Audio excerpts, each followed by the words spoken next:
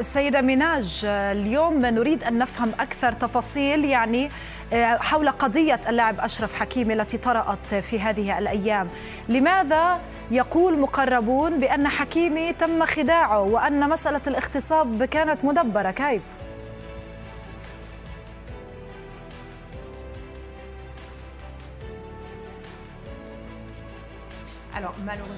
للأسف أنا لا أستطيع أن أرد على ذلك، فهو موضوع تحت السرية القضائية. ليس هناك أي إمكانية لتسرب أي معلومات من قبل إن كان من القضاء أو من الشرطة، لكن هناك معلومات في الصحافة حول عدد من المعلومات حول هذه القضية، وما أقوله عبر الصحافة وعبر المصادر المختلفة.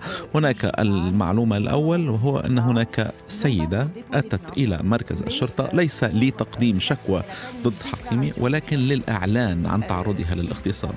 وعلينا أن نعرف بأنه في القانون الفرنسي ليس هناك ضرورة أو إجبار للتقدم بدعوى ضد شخص ما، ولكن الإعلان عن الجريمة، إعلام السلطات أمر مهم جدا.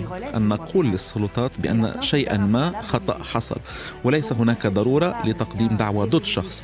فإذا هذه السيدة أتت لتعلن عن تعرضها للاغتصاب، ولكن ليس لتقديم دعوى ضد حكيمي، ولكن هذا كاف لكي تتحرك الشرطة والسلطات.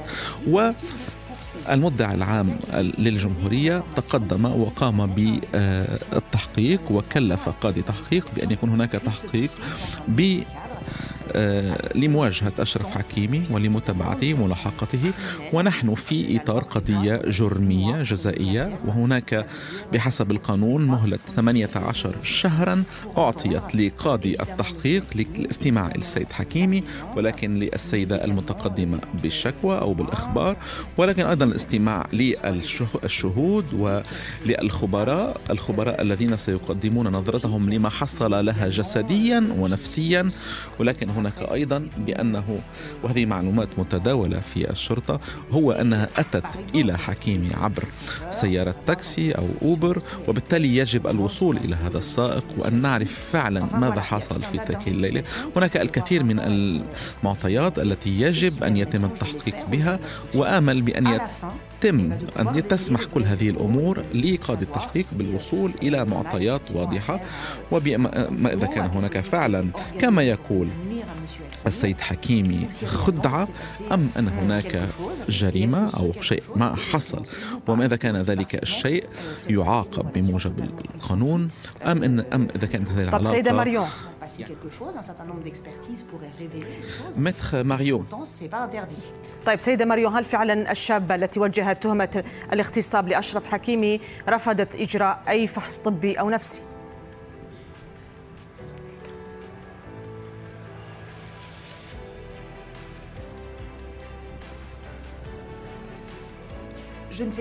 ليس هناك بالحقيقة جواب لذلك، هذه معلومة متداولة، ولكن السرية القضائية تغطي هذه المعلومات، وأنا ليس لدي تأكيد لهذه المعلومات. طيب متر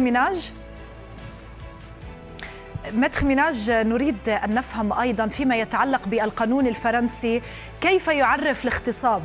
هل الاغتصاب هو إغصاب رجل على إقامة علاقة جنسية مع امرأة، أم يمكن تعريف الاغتصاب بمسميات أخرى في فرنسا، فقط لا الأمر متعلق بعلاقة جنسية مثلا؟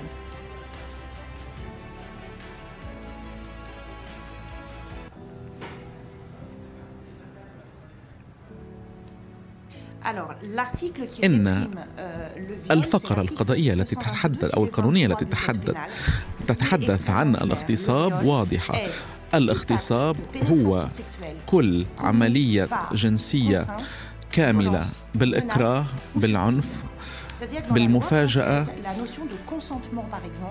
وبالتالي هناك مفهوم التوافق، ليس هناك أو القبول، وبالتالي أن الوضع واضح جدا. إن الموافقة من قبل الضحية على هذه العملية يجعل بأن هناك اغتصاب، وبالتالي ليس هناك تركيز على ما قال ما فعلت الضحية. تركيز التعريف للاغتصاب يرتكز فقط على ما قام به المعتدي. قد يكون هناك اغتصاب كامل في أي شكل من الأشكال، وهناك أي نوع من الاغتصاب الجنسي، ولكن هناك انتهاك أو هتك لجسد المرأة بشكل حسي بأي شكل من الأشكال، بالمفاجأة، بالإكراه أو بالعنف. إذن هذه هي العوامل التي تحدد أن هناك اغتصاب. طيب سيدة مريون، سؤال أخير فقط. الوضع القانوني الآن لأشرف حكيمي، هل هو مخول بمغادرة الأراضي الفرنسية؟ هو تحت الرقابة القضائية؟ ماذا بعد ذلك؟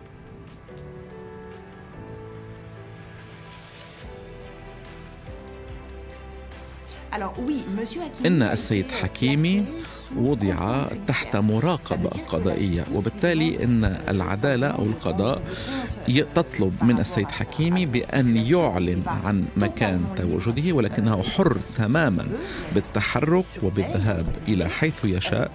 إن القضاء يراقب.